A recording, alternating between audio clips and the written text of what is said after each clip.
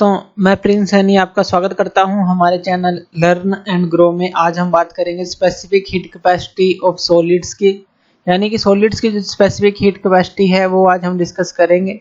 तो वो हम कैसे निकाल सकते हैं, तो इसके लिए जो लॉ हमारा अप्लाई होगा वो होगा law of equipartition of energy, जिसके थ्रू हम स्पेसिफिक हीट कैपेसिटी पहले भी निकाल चुके हैं। तो सॉलिड्स की भी हम उसके थ्रू ही निकालेंगे। अब इसके लिए हम मान लेते हैं कि मान लीजिए कोई सॉलिड है, इस तरह का कोई भी शेप आप मान लीजिए, और ये जो है उसके पार्टिकल हैं या एटम्स कह लीजिए कि वो इस तरह से इन एटम्स का बना हुआ है।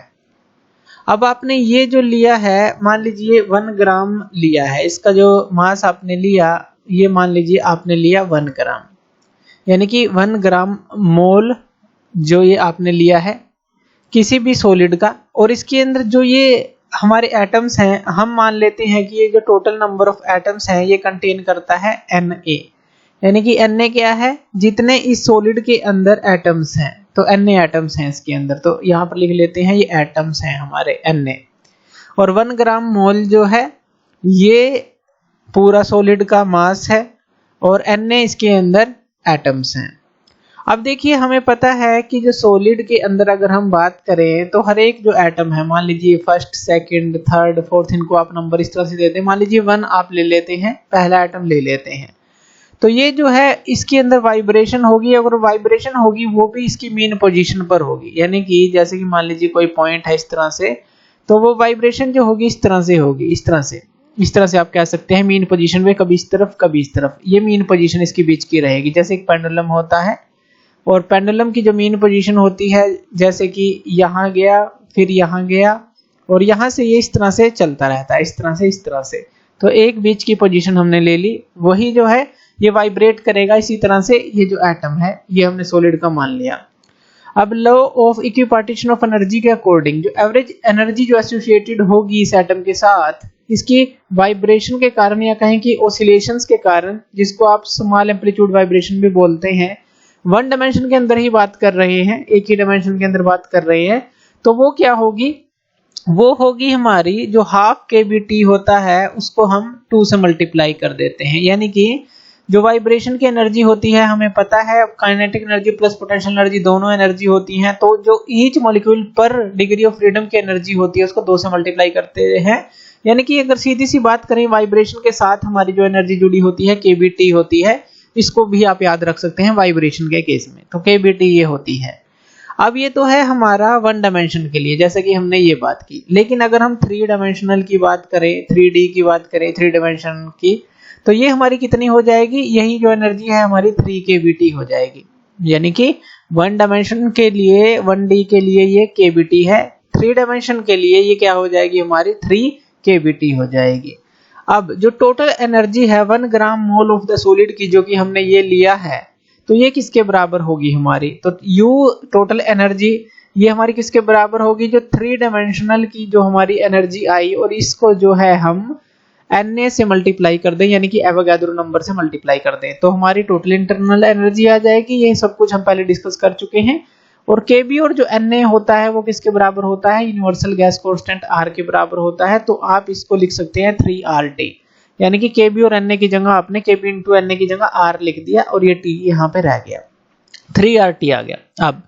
अब यहाँ पर हम लॉ ऑफ थर्मोडायनामिक्स को भी अप्लाई करेंगे, जो कि फर्स्ट लॉ ऑफ थर्मोडायनामिक्स है। तो फर्स्ट लॉ ऑफ थर्मोडायनामिक्स के अकॉर्डिंग जो हमारे पास आती है, वो जो इक्वेशन है वो क्या होती है हमारी, ये होती है del Q equal to del U plus del W, ये होती है। यानी कि जो चेंज इन हीट है equal to change in internal energy और चेंज इन वर्क डन जो है इसके बराबर होती है। अब यहाँ पर देखिए, जो वर्क डन है वो आप क्या लिख सकते हैं, वर्क डन की वैल्यू आप लिख सकते हैं P delta V। Work done जो है हमारा इसके बराबर होता है P डेल V के, तो ये हमने यहाँ पर लिख दिया। अब यहाँ पर देखिए, अगर हम डेल V की बात करते हैं, तो डेल V यानी कि चेंज इन वॉल्यूम की बात अगर हम करते हैं, तो कोई भी सॉलिड है तो उसके अंदर चेंज इन वॉल्यूम जो है नेग्लिजिबल होता है। तो इसीलिए यहाँ पर ये चीज जो है हम नेग्लेक्ट कर देंगे, ये टर्म, या आप कह लें कि ये टर्म नेग्लेक्ट कर देंगे। तो यहाँ पे ये जो डेल क्यू है ये हमारा किसके बराबर आ जाता है, डेल यू के बराबर आ जाता है। यानी कि जो चेंज इन हीट है जो इक्वल टू जो चेंज इन इंटरनल एनर्जी आएगी उसके बराबर आ जाता है। यानी कि जितनी हीट आप बढ़ाएंगे उतनी ही इंटरनल एनर्जी के अंदर चेंज आएगा, सीधी सी बात ये है।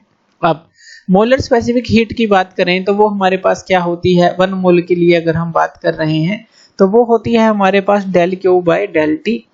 और इसको आप यानी कि डेल क्यू आपका डेल यू के बराबर है तो del U by del T लिख सकते हैं। डेल क्यू डेल यू के बराबर है, del U by del T भी डायरेक्ट आप लिख सकते हैं जैसे हमने पीछे डिस्कस किया था। Del U by del T का मतलब क्या है, यू की जो वैल्यू है यानी कि ये 3RT है हमें यहाँ पर पुट कर देनी है। तो यहाँ पर जब आप पुट करेंगे यानी कि एक तरह से ये क्या है, D you by D T है और u की जगह आपने वैल्यू पुट कर दी 3RT, ये चीज पुट कर दी। तो यहाँ पर आपके पास क्या आ जाएगा, ये आ जाएगा 3R आ जाएगा। तो यानी कि अगर आप c को क्या लिखते हैं, du बाई डी टी लिख देते हैं, जैसे del U by D T है तो du बाई डी टी लिख देते हैं। तो u की जगह आप 3RT जो है आप यहाँ पुट करेंगे, d बाई डी टी क्या आ जाएगा 3R आपके पास आ जाएगा।